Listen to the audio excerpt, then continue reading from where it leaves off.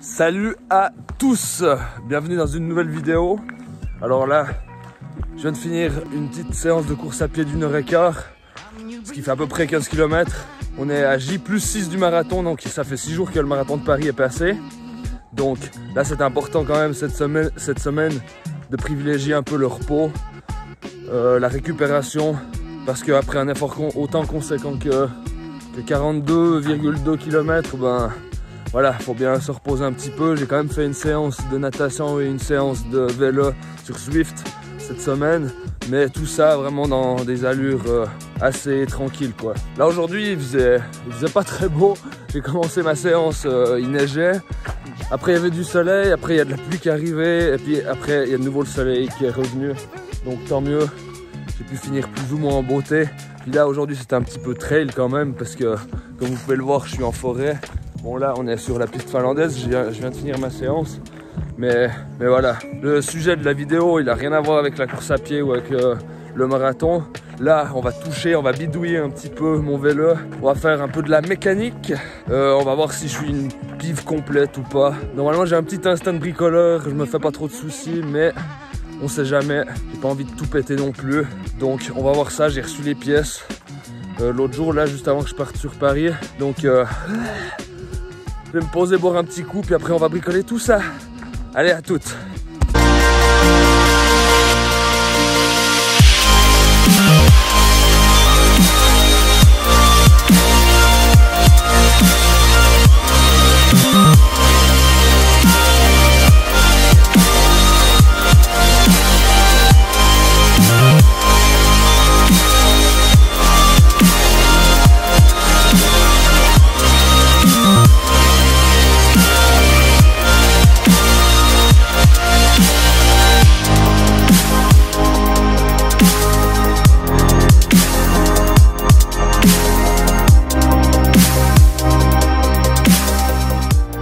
Salut à tous, j'espère que vous allez bien, moi ça va nickel. Du coup, on va faire quoi aujourd'hui? On va faire un peu de mécanique. J'ai enfin reçu mon colis Pro Bike Shop, dans lequel on peut retrouver une cassette, des nouveaux prolongateurs et un short cycliste qui devrait faire l'affaire pour les longues distances. On va pas attendre plus longtemps, on va ouvrir ce paquet et on va pouvoir bricoler un petit peu. C'est parti.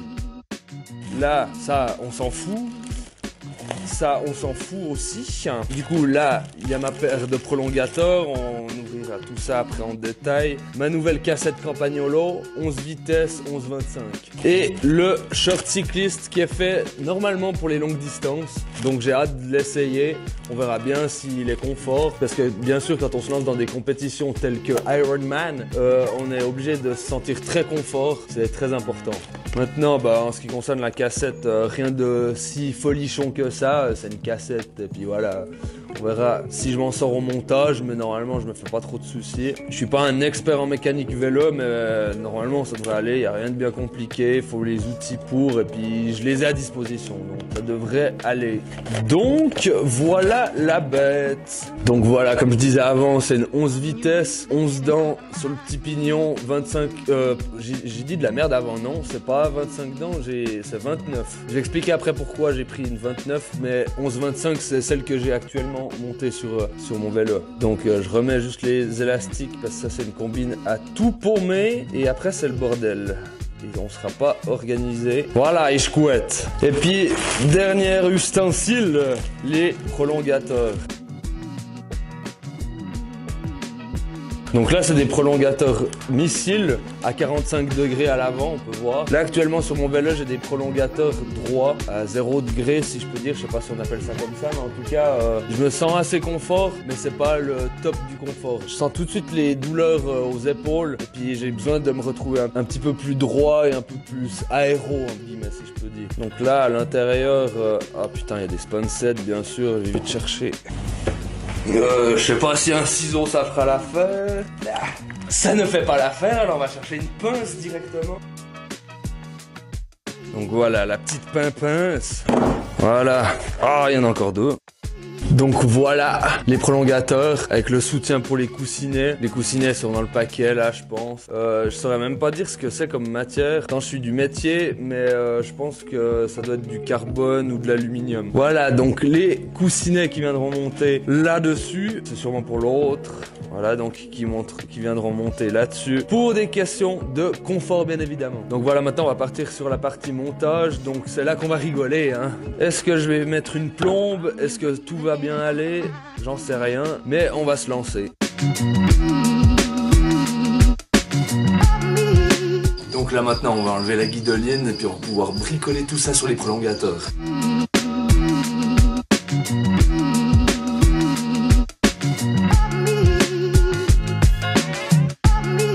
Donc là je viens de démonter le câble de dérailleur avant pour le plateau. Et maintenant on va s'occuper du dérailleur arrière.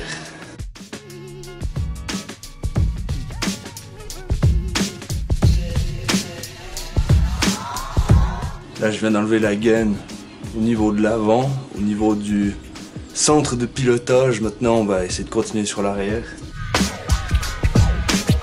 Dérailleur arrière, ok. Maintenant le dérailleur avant. Donc maintenant il reste entre guillemets le plus compliqué, ça veut dire que je vais mettre les câbles, le dérailleur avant, dérailleur arrière. On verra bien si je m'en sors et puis voilà.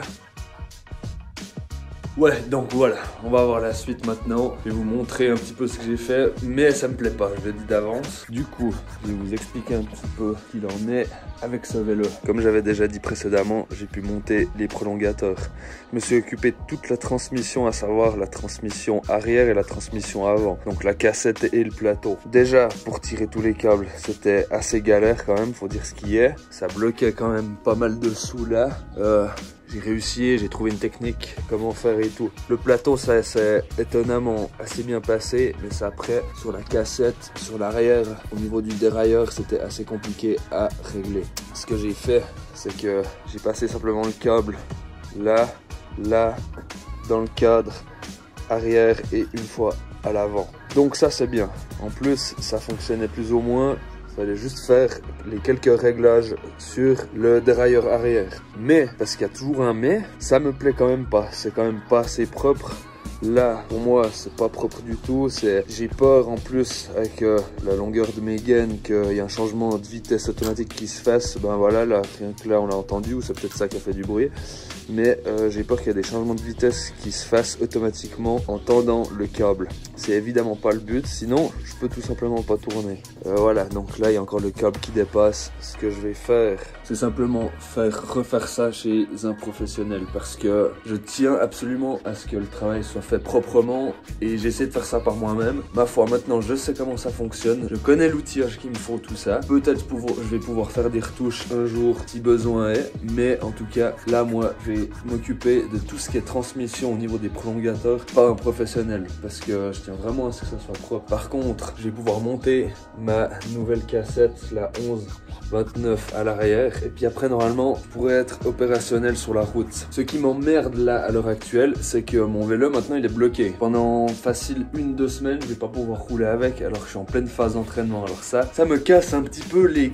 On va faire avec. Au niveau de la préparation, je vais appuyer peut-être un petit peu plus la course à pied et la natation. On va laisser le vélo de côté un petit moment pendant, j'espère, grand maximum 2 semaines. J'abandonne pas, je veux juste que le travail soit fait correctement. Et là, comme c'est fait, ça me convient pas. Donc là maintenant, avant d'aller en magasin pour effectuer tout ce qui est retouche de transmission et toute la merde que j'ai pu faire avec ces câbles, la merde selon moi, après je veux que ça soit propre. Là maintenant, on va s'occuper de démonter la cassette et de monter la nouvelle.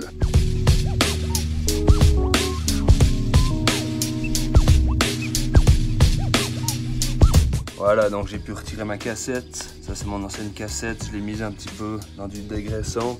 On a le corps de roue que j'ai un petit peu dégraissé aussi. Et puis là maintenant on va pouvoir attaquer le montage de la nouvelle cassette.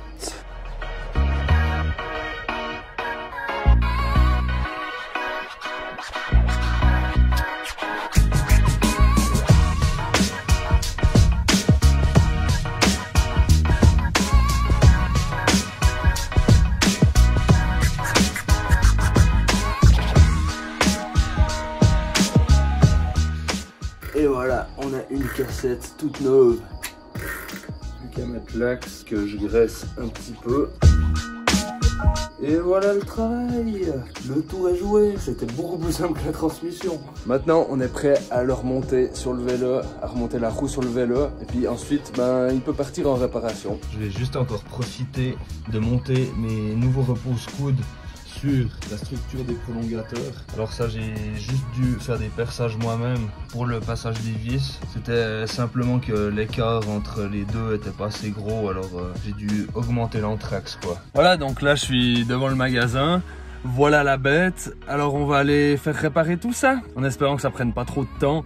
Mais bon, on verra bien. De toute façon, là actuellement j'ai trouvé un vélo de rechange au cas où pour maintenir l'entraînement, donc tant mieux. Je peux être arrêté une semaine ou deux, c'est pas grave, j'ai ce vélo de rechange. Du coup, on va l'envoyer en réparation maintenant. Voilà, du coup, mon vélo est en réparation. Comme je disais précédemment, je peux plus pédaler pendant 2 semaines avec le Kubota. Par contre, on m'a prêté, j'ai à disposition un Focus que voici.